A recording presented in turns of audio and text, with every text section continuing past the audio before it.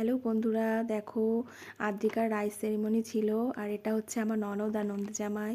আর মধ্যিখানে হচ্ছে আদ্রিকা কেক কাটিংয়ের জন্য দেখো খুবই ব্যস্ত। আর ডল কেকটা দেখো কত সুন্দর, আর চারিদিকটা কত সুন্দর করে সাজানো হয়েছে।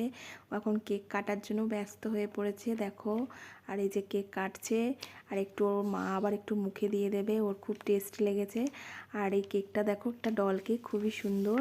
এটা আমার দিদির মেয়ের কাছ থেকে অর্ডার করেছে ওরা।